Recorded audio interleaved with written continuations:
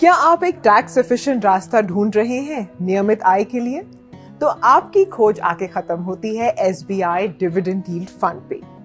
Share बाजार में ऐसी कई कंपनीज होती हैं जो रेगुलरली अपने प्रॉफिट्स अपने शेयर होल्डर्स के साथ शेयर करती हैं डिविडेंड्स के तौर पर। ज्यादातर ये डिविडेंड साल में शायद 1-2 बार अनाउंस होते हैं और कभी कभार कंपनीज स्पेशल डिविडेंड्स भी देती हैं जो नॉर्मल डिविडेंड से अलग होते हैं। तो फिर इन हाई डिविडेंड वाली कंपनीज को कैसे ढूंढा जाए? अगर आप बड़ी, मध्यम और छोटी साइज की कंपनीज के दिए गए डिविडेंड को कंपेयर करते हैं तो आप देखेंगे कि बड़ी कंपनी का मुनाफा ज्यादा होता है। हो सकता है कि उसका शेयर प्राइस भी ज्यादा हो। दूसरे हाथ पे छोटी कंपनी का कम मुनाफा हो सकता है, शेयर प्राइस भी कम हो। तो आपको सही आइडिया नहीं हो पाएगा कि अपने मुनाफे और शेयर प्राइस के मुकाबले में कौन सी कंपनी ज्यादा डिविडेंड दे रही है। पहले इन सब नंबर्स को एक से लेवल पे लाना जरूरी है। इसके लिए हम कैलकुलेट करते हैं डिविडेंड यील्ड। एक साल में जितना भी टोटल डिविडेंड दिया गया है उसे उसके स्टॉक प्राइस से डिवाइड करने पर मिलती है डिविडेंड यील्ड। तो मान लीजिए कि एक कंपनी किसी साल में टोटल 30 रुपए का डिविडेंड अनाउंस करती है और उसका स्टॉक प्राइस है 600। तो इसका मतलब हुआ कि डिविडेंड यील्ड बनती है 5%। हमारी रिसर्च से पता चलता है कि हाई डिविडेंड वाली कंपनीज की डाउनसाइड रिस्क भी कम होती है और इस वजह से वो आर्थिक मंदी के दौर से भी काफी आसानी से गुजर पाती हैं। हमने 2008 से अब तक के सबसे बड़े बिकवाली के पीरियड्स को जब स्टडी किया तो देखा कि सिर्फ एक बार 2014 और 2016 के बीच निफ्टी डिविडेंड अपॉर्चुनिटीज 50 इंडेक्स बाजार से ज्यादा गिरा था। और यहाँ बात हो रही है इंडिसेस जैसे निफ्टी 100, मिड कैप 150 और स्मॉल कैप 250 की। बाकी सभी 3 सालाना पीरियड्स में ये इंडेक्स बाजार से कम गिरा, यानी आपकी डाउनसाइड या नुकसान की संभावना को कम किया। डिविडेंड यील्ड फंड्स की यही खासियत आपके पोर्टफोलियो में स्टेबिलिटी या स्थिरता पैदा करती है। हकीकत में तो ये भी देखा गया है कि अगर आपने 2008 में निफ्टी 500 और निफ्टी डिविडेंड अपॉर्चुनिटीज 50 इंडेक्स में 1 लाख रुपए निवेश किए होते तो आपका निफ्टी 500 का इन्वेस्टमेंट बढ़कर बन जाता करीबन 4.25 लाख और निफ्टी डिविडेंड अपॉर्चुनिटीज इंडेक्स का इन्वेस्टमेंट बढ़कर बन जाता 5.25 lakh. SBI dividend yield fund के पोर्टफोलियो पर कोई रोक नहीं कि वो किसी खास सेक्टर या स्टॉक्स को ही चुने।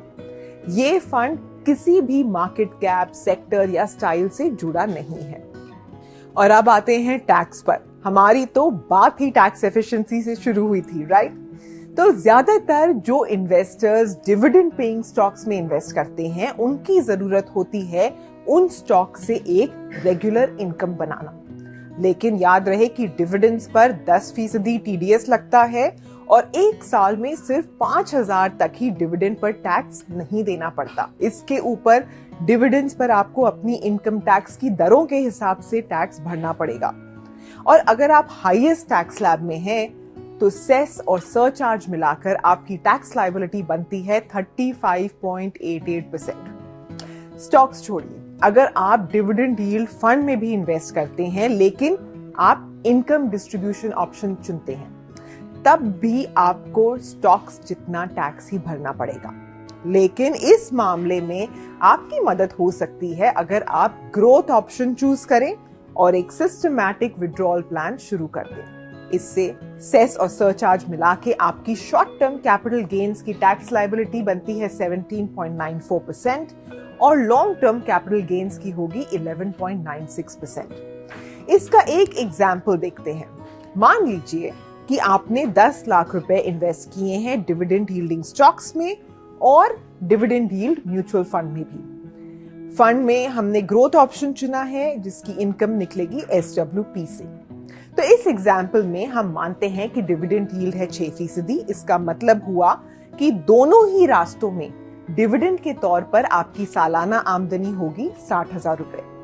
जो लोग हाईएस्ट टैक्स ब्रैकेट में हैं उन्हें अपने स्टॉक इन्वेस्टमेंट पर हर साल 21,528 रुपए का टैक्स भरना पड़ेगा, जो 5 साल में 1,07,000 से थोड़ा ज्यादा आता है। यहीं अगर बात करें SWP ऑप्शन की, जहां मान लीजिए आपकी शुरुआती NAV है 10 रुपए, जो हर साल 10% से बढ़ती है, तो 5 साल में आपका total long term capital gains बनता है 8,677 रुपए। यानी डायरेक्ट स्टॉक्स में डिविडेंड मिलने पर 35% से ज्यादा तो आप टैक्स में गंवा देते हैं, जहां की SWP ऑप्शन में महज 3% से कम टैक्स में कटता है। लेकिन निवेश का कोई भी डिसीजन लेने से पहले आप अपने फाइनेंशियल प्लानर या एडवाइजर से सलाह जरूर ले लें। याद रहे कि SBI डिविडेंड यील्ड फंड का NFO 20 फरवरी और 6 मार्च के दौरान खुला रहेगा। इसमें आप 500 रुपए SIP और 5,000 रुपए लमसम से अपनी शुरुआत कर सकते हैं। इस फंड की और जानकारी आपको मिल सकती है अपने म्यूचुअल फंड डिस्ट्रीब्यूटर से, तो उन्हें जरूर कांटेक्ट करें। देखने के लिए शुक्रिया। मैं उम्मीद करती हूं कि आपके निवेश का ये सफर कामयाब हो। म्यूचुअल फंड एवं निवेश बाजार जोखिमों के अधीन है। योजना से संबंधित सभी दस्तावेजों को ध्यान से पढ़ें।